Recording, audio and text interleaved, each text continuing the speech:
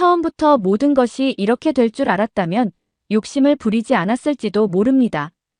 아니, 어쩌면 욕망이라는 게 사람의 판단력을 흐리게 만든다는 사실을 알고도 저는 스스로 그 덫에 걸려들었던 겁니다. 성공은 너무도 달콤했고 그 달콤함은 눈앞에 펼쳐진 욕망을 합리화하기에 충분했으니까요.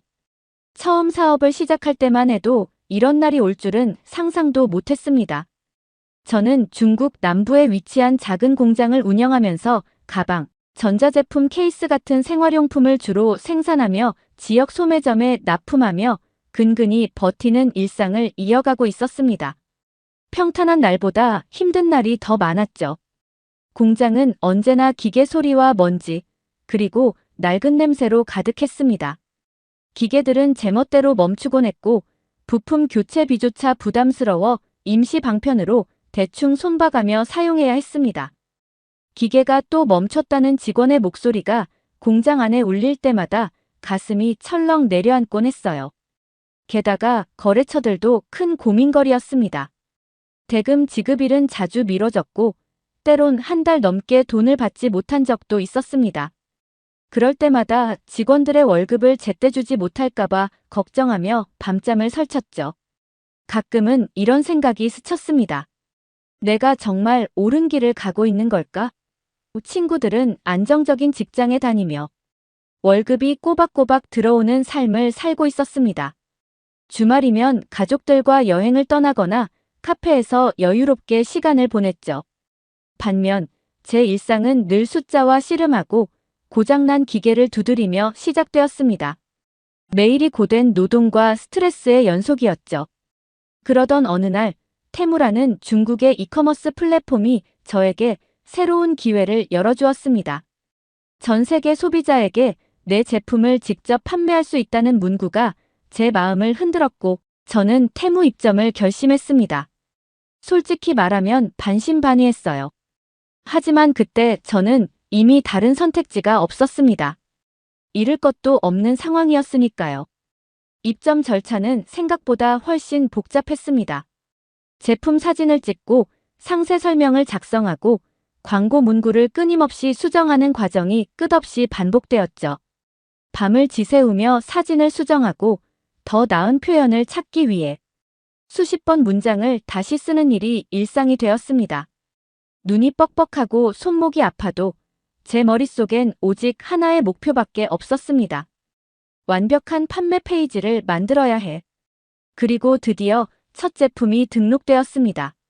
제 손으로 완성한 페이지가 화면에 떠오르자 저는 깊게 숨을 내쉬며 작은 승리감에 젖었습니다. 하지만 기다림은 생각보다 길었습니다. 하루, 이틀, 사흘. 아무런 반응이 없었습니다. 솔직히 말하면 그때 느낀 절망감은 이루 말할 수 없었습니다. 그럼에도 마지막으로 일주일만 더 기다려보기로 했습니다. 그리고 일주일째 되던 날, 핸드폰이 울렸습니다. 처음엔 잘못 본 줄 알았습니다. 하지만 화면에 또렷이 나타난 메시지는 분명했습니다. 축하합니다. 첫 주문이 들어왔습니다. 심장이 미친 듯이 뛰었습니다. 손끝이 떨리고 머릿속은 순식간에 하얘졌습니다. 이게 진짜일까? 몇 초간 의심이 들었지만 곧 확인 버튼을 누른 순간 주문 내역이 또렷이 눈에 들어왔습니다. 단돈 몇 위안에 불과했지만 그 주문은 내게 세상을 다 준 것 같은 기분이었습니다. 첫 주문이 들어오자마자 머릿속에 희망의 톱니바퀴가 빠르게 돌아가기 시작했습니다. 곧이어 두 번째 주문이 들어왔고 그 다음엔 세 번째 주문이 울렸습니다. 이때부터 핸드폰은 거의 쉬지 않고 울렸습니다. 화면 속 숫자는 빠르게 올라갔고 판매량이 늘어나는 속도에 온몸이 긴장과 흥분으로 굳어갔습니다. 그날 밤 잠을 이루지 못했습니다. 누워서 눈을 감아도 자꾸만 주문 알림 소리가 귀에 들리는 것 같았거든요. 결국 새벽까지 핸드폰을 손에 쥔 채 누워 있었습니다.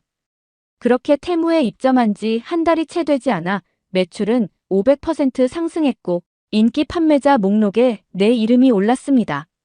나는 더 이상 화면을 확인할 필요가 없었습니다. 눈을 감아도 주문이 계속 들어왔고 아침이 되면 그 주문을 처리하느라 미친 듯이 바쁘게 일했습니다. 주문 알림은 멈출 줄을 몰랐습니다. 하루에도 수백 번씩 핸드폰이 진동했고 매출은 매일 새로운 기록을 세웠습니다. 처음엔 제품 몇 개만 등록했지만 더 많은 제품을 추가하면 더 많은 돈을 벌 수 있을 것이란 확신이 생겼습니다. 그렇게 제품 라인을 확장하기 시작했습니다. 가방뿐만 아니라 스마트폰 액세서리, 전자기기 케이스, 인테리어 소품까지 내놓았습니다. 매출 그래프가 수직으로 상승하자 저는 더 이상 주저할 필요가 없었습니다.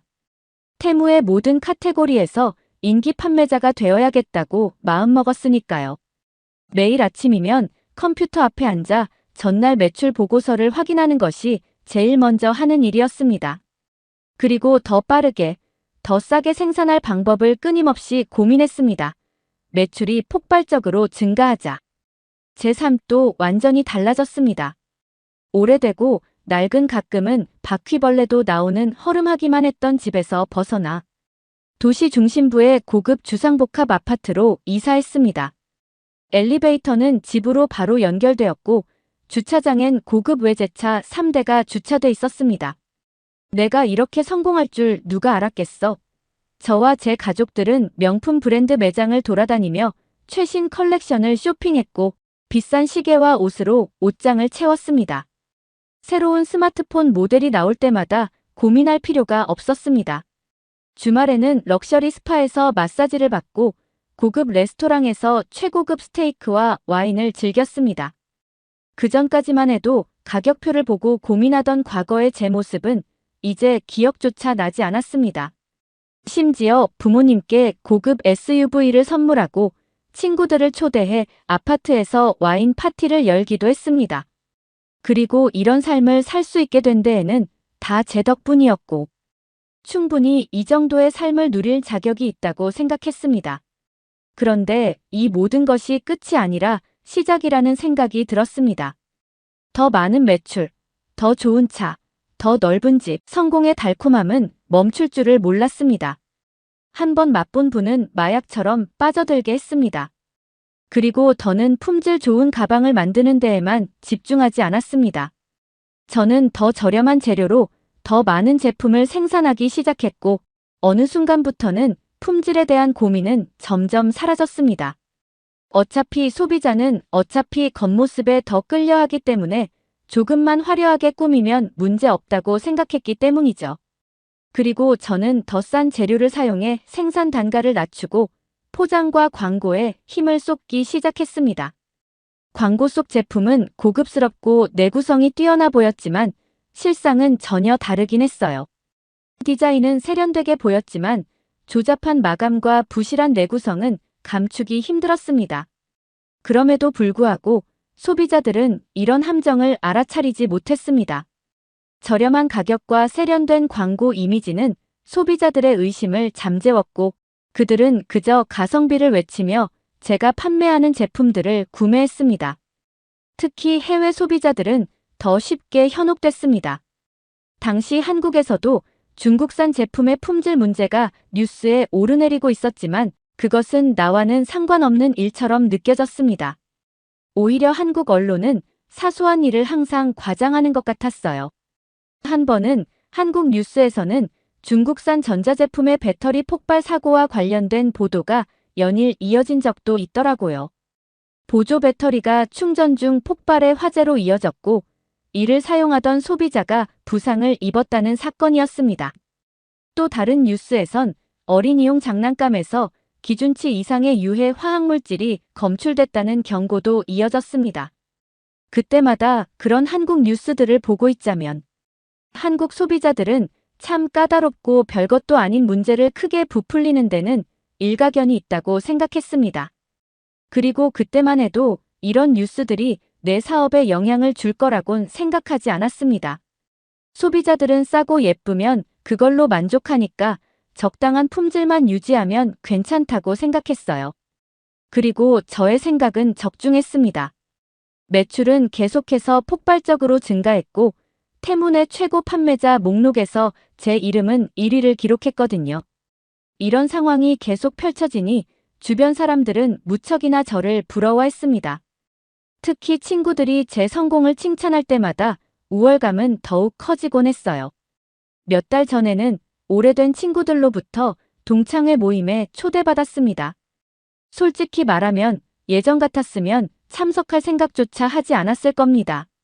그때 저는 사업이 힘들고 초라한 삶을 살고 있었기에 친구들과 마주하는 것이 두려웠으니까요. 하지만 이제는 상황이 완전히 달라졌고 더 이상 숨을 생각은 없었습니다. 저는 고급 정장을 입고 외제차 키를 손에 쥔 채 모임 장소로 향했습니다. 모임 장소는 시내의 평범한 식당이었지만 제게 쏟아지는 시선만큼은 특별했습니다. 누군가 저 차 누구 거야? 하는 소리가 들렸고 친구들의 시선이 자연스럽게 저에게로 향했습니다. 저 차. 혹시 내 차야? 친구들은 달라진 저의 모습을 보고 깜짝 놀랐고 도대체 성공의 비결이 뭐냐고 서로 앞다퉈 제게 묻더군요. 친구들의 호기심 어린 시선과 감탄이 더 큰 쾌감을 불러왔습니다. 저는 친구들에게 가벼운 미소를 지으며 말했습니다. 오늘 저녁은 내가 쏠게. 마음껏 먹고 마셔. 돈 걱정하지 마. 친구들은 잠시 놀란 듯 저를 쳐다보다가 곧 환호했습니다. 진짜? 역시 성공한 사람은 다르네. 오늘 저녁 제대로 먹어야겠는데. 그때부터 친구들의 주문이 쏟아졌습니다. 고급 와인부터 비싼 해산물 요리까지 테이블 위를 가득 채웠습니다. 그 순간만큼은 제가 이 모임의 중심이었습니다. 친구들은 한 잔씩 술을 들이키며 제 성공을 축하했습니다. 어떻게 이렇게 성공했냐는 질문이 쏟아졌고 저는 흐뭇한 기분에 천천히 입을 열었습니다. 처음엔 공장 시절에 어려웠던 이야기로 시작했습니다. 고장난 기계를 손보며 잠 못 이루던 날들, 거래처의 대금 지급이 밀려 걱정했던 순간들. 친구들은 진심으로 공감하며 듣는 듯 했습니다. 그런데 제 이야기는 점점 자랑으로 변해갔고 친구들의 표정도 미묘하게 변하기 시작했습니다. 요즘은 하루 매출이 몇만 위안을 넘겨. 내 연봉보다 많을지도 몰라. 처음엔 모두 고개를 끄덕이며 웃었지만 시간이 지날수록 친구들의 표정은 점점 굳어갔습니다. 솔직히 회사 다니는 삶은 답답하지 않아? 매달 월급날만 기다리고 상사 눈치 보면서 사는 건 정말 못 견디겠더라. 몇몇 친구들은 숟가락을 내려놓고 서로 눈빛을 교환하는 듯 했어요. 하지만 그 순간조차도 저는 여전히 자만심에 취해 있었습니다. 내가 너무 솔직했나? 사실을 말한 건데 다들 기분 나빴다면 미안. 그렇게 말하며 와인잔을 들어올리고 쿨하게 넘기려 했습니다. 하지만 한 친구가 조용히 말을 꺼냈습니다. 아니, 내 성공을 축하하지 않는 게 아니야. 하지만 내가 우리를 깎아내리면서 자랑할 필요는 없잖아. 다른 친구들도 고개를 끄덕이며 동의했습니다. 넌 예전엔 이런 사람이 아니었는데. 순간 가슴이 철렁 내려앉았습니다. 분위기가 이상해졌다는 걸 알았지만 저는 애써 웃음을 지으며 말했습니다. 아니야, 그런 의도는 아니었어. 다들 오해하지 마. 하지만 이미 분위기는 되돌릴 수 없었습니다. 친구들이 하나둘 자리를 떠나며 동창회는 급격히 마무리되었습니다. 처음엔 다들 진심으로 축하해주는 것 같았지만 시간이 지날수록 묘한 냉기 같은 게 느껴졌습니다. 뭐야? 다들 왜 저러지? 내가 성공했다고 너무 배 아픈 거 아니야? 내 머릿속엔 이런 생각이 맴돌았습니다. 집에 돌아온 다음 날 아침, 눈이 떠지자마자 핸드폰부터 확인했습니다. 테무 앱에 주문 내역이 가득 차 있었고 판매 그래프는 여전히 상승세를 보이고 있었습니다. 전날 동창회에서의 묘한 분위기는 이미 잊은 지 오래였습니다. 그때 메일 알림이 울렸습니다. 익숙한 소리에 무심코 메일을 열었는데 배송된 제품이 손상되었다며 환불을 해달라는 내용이었습니다. 그때도 별거 아닌 일이라고 넘겼습니다. 가끔 있는 실수일 뿐이니까요. 그러나 몇 분 뒤 또 다른 메일이 도착했고 이번에는 제품과 설명이 다르다며 교환을 해달라는 내용이었죠. 하지만 이번에도 대수롭지 않게 생각했습니다. 판매량이 많아지면 이런 불만도 늘어나기 마련이니까요. 그런데 그날따라 메일 알림은 끊이지 않고 계속 울렸습니다. 뭐지? 왜 이렇게 많지? 잠시 의아한 기분이 들었지만 그래도 판매량에 비하면 작은 문제로 여겼습니다. 그러나 몇 시간 뒤 테무 리뷰 게시판에서 상황이 점점 심상치 않게 돌아가고 있다는 것을 깨달았습니다. 리뷰라는 불만과 항의로 가득 차 있었고 그중 몇 개의 댓글이 눈에 들어왔습니다. 사실 그동안 불만족하다는 댓글들이 간혹 올라오긴 했습니다. 그때마다 저는 그 댓글들이 다른 소비자들에게 악영향을 끼칠까봐 곧바로 삭제하거나 숨기는 방법으로 처리해왔기에 큰 문제는 없다고 생각했습니다. 그 정도 불만은 어느 판매자에게나 있는 것이었고 중요한 건 매출이니까요. 스스로를 그렇게 다독이며 작은 불씨를 미리 지웠을 뿐이라고 여겼습니다. 그런데 며칠 전 한국의 주요 거래처에서 긴급하다며 연락이 오더라고요. 처음엔 대수롭지 않게 생각했습니다. 또 사소한 불만이겠거니 하며 메일 내용을 읽어보니 눈이 살짝 찌푸려졌습니다. 메일 내용은 최근 납품된 제품에서 심각한 품질 문제가 발생했다는 이야기였고 내구성 부족과 외형 손상으로 고객 불만이 증가하고 있으니 조치해달라는 것이었어요. 순간 피식 웃음이 새어나왔습니다. 품질 문제라 또 한국인들이 까다롭게 군다고 생각했고 어차피 시간 지나면 잠잠해질 것이 뻔했습니다. 지금까지도 작은 불만은 자주 있었지만 결국 문제로 커진 적은 한 번도 없었기 때문이죠. 가뜩이나 테무 리뷰 댓글들이 신경 쓰였던 터라 한국의 이런 불만을 무시하는 쪽을 선택했습니다. 한국 소비자들은 원래 별것 아닌 문제도 침소봉대하는 경향이 강하지 않나? 스스로 그렇게 합리화하며 메일을 무시하고 다른 중요한 일에 집중하기로 했습니다. 하지만 이 무시는 곧 나를 곤경에 빠뜨리게 될 가장 큰 실수였습니다. 다음 날 아침 거래처 담당자에게서 직접 전화가 왔고 그냥 지나칠 문제가 아니고 심각한 상황이라고 저를 재촉했어요. 하지만 전 다 과장된 이야기일 거고 한국 소비자들은 가끔 이렇게 민감하게 반응하는 거 다 안다며 무시해버렸습니다. 그러자 한국 거래처 직원은 이번엔 다르다며 한국의 여러 커뮤니티에서 우리 제품이 문제 있다는 경고가 빠르게 퍼지고 있다고 단호하게 말하더라고요. 심지어 한국인 직원의 목소리에는 약간의 짜증이 섞였습니다. 한국인 직원의 재촉에 저는 마지못해 알겠다고 하고 전화를 끊었습니다. 그렇게 통화를 끝내고 리뷰 페이지를 열어보니 눈앞이 뒤집히는 듯한 느낌이 들었습니다. 불만 댓글 수십 개가 빠르게 올라오고 있었고 그중 상당수는 한국어로 작성되어 있었습니다. 처음에는 잘 이해가 되지 않아 대충 넘겼지만 번역기를 돌려 내용을 확인한 순간 모니터에 띄워진 글이 나를 비웃고 있는 것만 같았습니다. 조잡한 품질, 절대 비추천, 구매 후 하루 만에 망가짐, 교환 요청에도 무응답, 사진이랑 완전히 다른 제품, 사기당한 기분입니다. 이제는 댓글들을 숨기기에도 역부족이었습니다. 평소 같으면 이런 불만을 슬쩍 삭제하고 넘어갔겠지만 이번엔 댓글들이 너무 많아 손 쓸 수가 없었습니다. 그러나 저의 자만과 오만은 여전했습니다. 하지만 그날 오후 몇 시간도 지나지 않아 사무실 전화가 울렸습니다.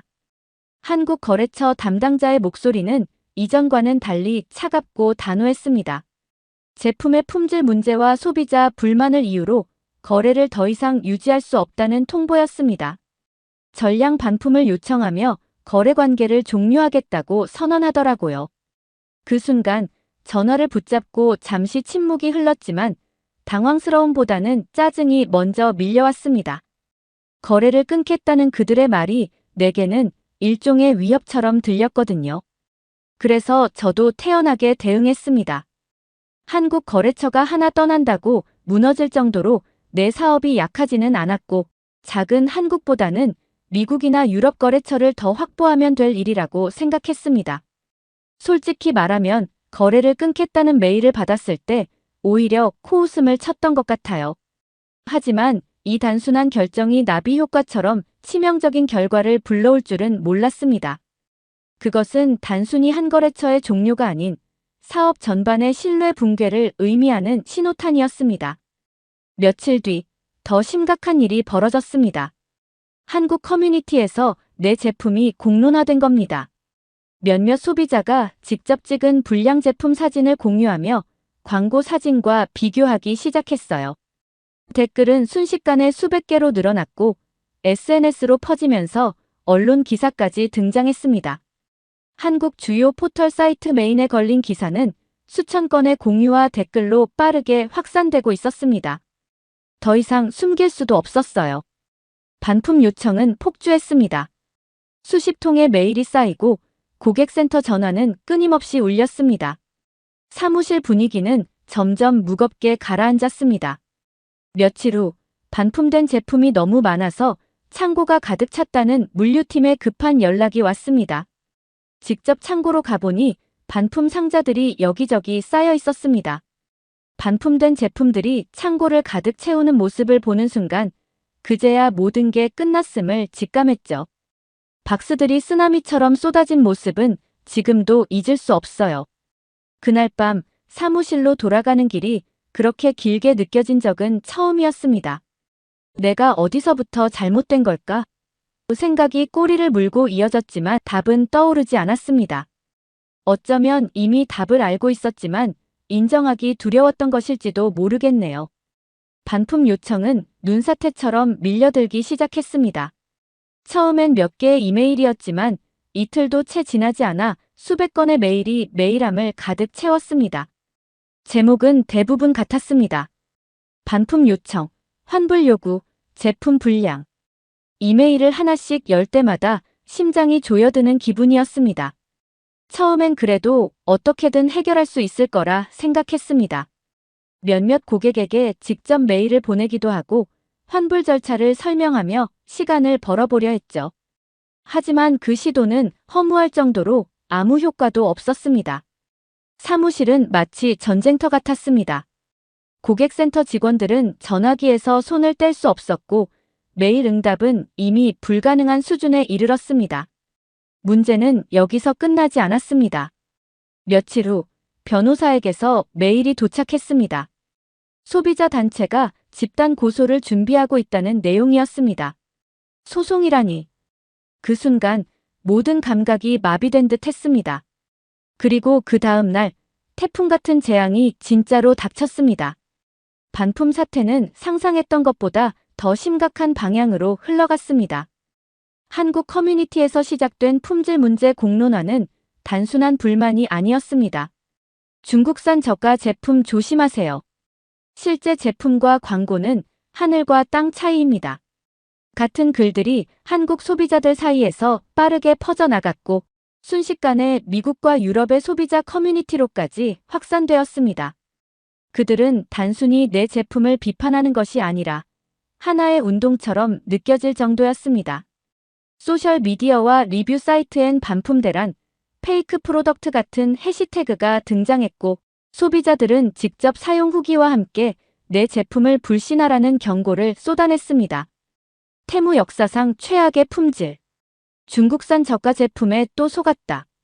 소비자들의 불만은 이제 단순히 불만이 아니라 거대한 저항 운동의 일부처럼 보였습니다.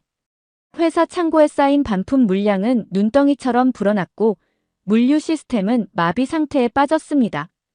이 모든 일의 시작이 한국 소비자들의 경고였다는 사실이 뼈아프게 느껴졌습니다. 그런데 이번엔 미국, 유럽 거래처들까지 줄줄이 연락을 해오는 겁니다. 거래처들은 더는 기다릴 수 없다는 단호한 어조로 계약 해지를 통보했습니다. 머릿속이 하얘졌습니다. 대체 이게 무슨 일이지? 그때 머릿속을 스치는 한 가지 기억이 있었습니다. 바로 한국 거래처 담당자와의 마지막 대화였습니다. 대표님, 이대로 가면 큰 문제가 생길 겁니다.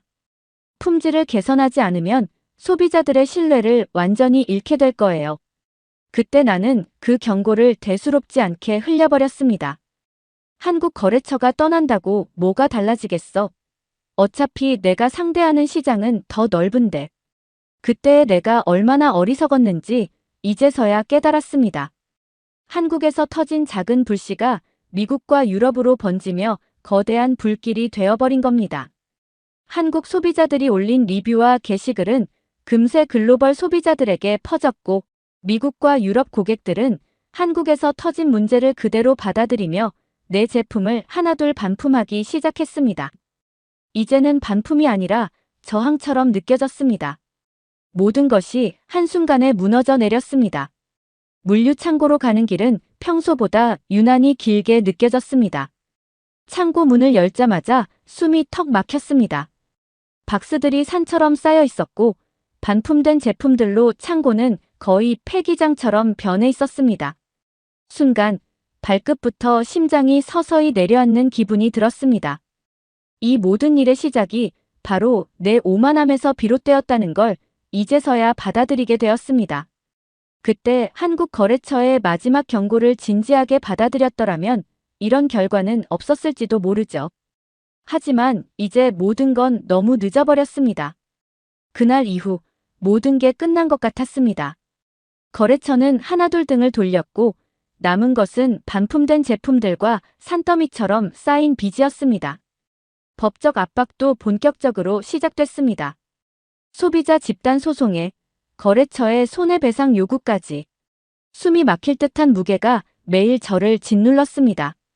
사무실 책상에 앉아 텅 빈 화면을 바라보며 한숨을 내쉬던 어느 날 문득 한국과의 마지막 거래가 떠올랐습니다.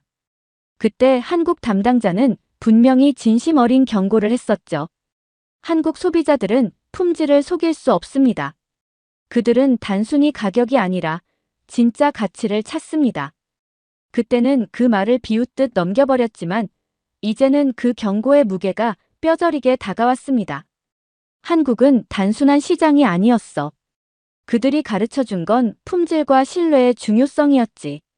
나는 이 교훈을 외면했던 내 자신이 얼마나 어리석었는지 비로소 깨달았습니다. 한국 소비자들이 요구했던 건 화려한 광고나 싼 가격이 아니었습니다. 정직한 제품과 진실된 약속이었죠. 처음엔 모든 것을 내려놓고 싶었습니다. 산더미처럼 쌓인 반품 물량과 압박 서류들을 바라보며 눈앞이 깜깜해지기만 했죠. 이제 정말 끝인가? 여기서 다시 일어날 수 있을까? 하지만 며칠 동안 끙끙 앓고 나니 한 가지 생각이 떠올랐습니다. 과거로 돌아간다면 다시 같은 실수를 반복하지 않을 자신이 있었습니다. 이번에는 진짜 제대로 해보자. 눈앞의 이익이 아닌 진짜 가치를 만들어보자는 결심이 섰습니다. 가장 먼저 한국의 검증기관에 연락했습니다. 이전엔 꿈도 꾸지 않았던 일입니다. 새로운 제품은 출시 전에 한국의 엄격한 품질 테스트를 반드시 통과해야만 시장에 내놓을 수 있도록 만들기로 했습니다. 물론 그 과정은 만만치 않았습니다. 첫 번째 테스트는 불합격. 두 번째 테스트 역시 기준 미달. 테스트 결과를 받을 때마다 숨이 턱 막혔습니다. 포기하고 싶은 순간도 많았지만 과거로 다시 돌아가고 싶지 않다는 마음이 저를 붙잡아줬습니다. 실패할 때마다 문제를 하나씩 고치고 더 나은 제품을 위해 작은 디테일까지 꼼꼼히 점검했습니다. 그리고 드디어 세 번째 테스트에서 합격 통보를 받았을 때 온몸이 녹아내리는 듯한 안도감과 벅찬 기쁨이 밀려왔습니다. 그 순간 나는 처음으로 진짜 성공이 무엇인지 깨달았습니다. 단순히 돈을 많이 버는 것이 아니라 진정성 있는 제품을 만들었다는 자부심이었습니다. 몇 달이 지나고 조금씩 신뢰를 되찾기 위한 노력들이 결실을 맺기 시작했습니다. 그리고 드디어 첫 번째 리뷰가 올라왔습니다. 이번 제품은 정말 만족스럽네요. 앞으로도 기대하겠습니다. 짧은 한 줄이었지만 이보다 더 큰 보상은 없었습니다. 리뷰를 읽으면서 눈시울이 뜨거워졌고 이제야 비로소 저의 제품이 누군가에게 진짜 가치를 전달하고 있다는 느낌이 들었어요. 이 한 줄의 리뷰가 얼마나 소중한지 그동안의 실패가 눈 녹듯 사라지는 순간이었습니다. 나는 핸드폰 화면을 오래도록 바라봤습니다. 과거의 나 자신이 떠올랐습니다. 한때는 눈앞의 이익만을 쫓으며 신뢰를 잃었던 내가 이제는 작은 신뢰를 하나씩 다시 쌓아가고 있다는 사실이 뭉클하게 다가왔습니다. 한국 소비자들이 내게 가르쳐 준 것은 단순한 경고가 아니었습니다. 그들이 알려준 진짜 교훈은 진심과 신뢰가 결국 성공의 핵심이라는 사실이었습니다. 그 짧은 리뷰 하나가 다시 시작할 용기와 내가 가야 할 방향을 또렷하게 알려주었습니다. 오늘의 사연 어떻게 들으셨나요? 오늘의 사연이 좋으셨다면 구독과 좋아요를 눌러주세요. 여러분의 구독과 좋아요는 영상 제작에 큰 힘이 됩니다. 끝까지 시청해주셔서 감사합니다. 더욱더 감명 깊은 사연으로 찾아뵙겠습니다.